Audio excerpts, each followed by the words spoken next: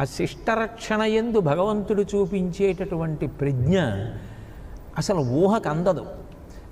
భక్తులైనటువంటి వారిని కాపాడడంలో అంత గొప్పగా కాపాడతాడు. దానికి ప్రత్యక్ష నిదర్శనం అసలు ఊహకు కూడా అందనటువంటి అద్భుతం తూర్పుగోదావరి జిల్లాలోనే ఉంది. వ్యాఘ్రేశ్వర క్షేత్రం చిన్న ఊరు, కానీ ఆశ్చర్యం ఏమిటంటే అక్కడ వేదం చదువుకున్నటువంటి ఒక బ్రాహ్మణుడు ఒకరోజు వెడుతుంటే, ఇప్పటికే అది చాలా చిన్న ఊరు, ఆనాటికి మరింత చిన్న ఊరు, ఏదో కొద్ది గడపలు ఉంటాయి. ఆయన గొప్ప శివభక్తుడు. ఆయన ఏదో మధ్యాహ్నం వేళ వెడుతున్నాడు. ఎక్కడి నుంచో ఓ పెద్ద పులి వచ్చింది. వచ్చి ఆయన్ని తరివింది. ఆయన భయపడిపోయి శివనామం చెప్తూ పరిగెత్తి ఓ చెట్టు ఎక్కేశాడు. ఆ పెద్ద పులి ఏం చేసింది, చెట్టు కింద పడుకుంది. ఎప్పటికైనా దిగకపోతాడా పట్టుకోపోతానా అని.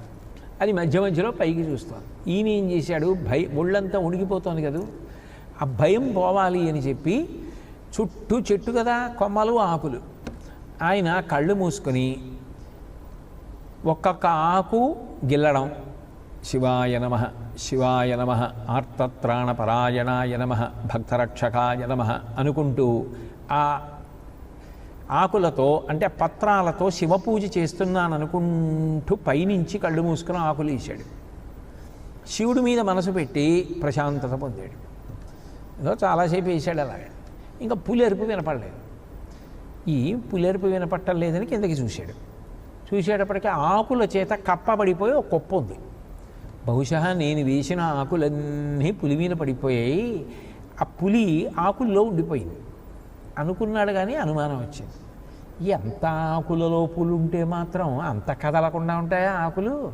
పులి అన్న తర్వాత ఒక్కసారన్నా కదలద్దు, ఇదేమిటి ఇంత కదలట్లేదు అని ఆశ్చర్యం వేసి పైనుంచి మెల్లగా కిందకి దిగడం మొదలెట్టాడు. ఆకులు ఏం కదలలేదు. కొంచెం ధైర్యం వచ్చి కిందకి దిగాడు. కిందకి దిగిన తర్వాత ఆయన అక్కడ ఉన్న ఆకులు కొద్దిగా తప్పించి చూశాడు. అక్కడ ఒక శివలింగం ఉంది. ఎందుకని? కింద పడుకున్నది పెద్ద పులి. పెద్ద పులి మీద ఆయన శివుణ్ణి భావన చేస్తూ పత్రి వేశాడు. అంత తీవ్రమైనటువంటి భక్తితో పైనుంచి పత్రి వేస్తే కిందనున్న పెద్ద పులి శివలింగం అయిపోయింది. అదే వ్యాఘ్రేశ్వరుడు.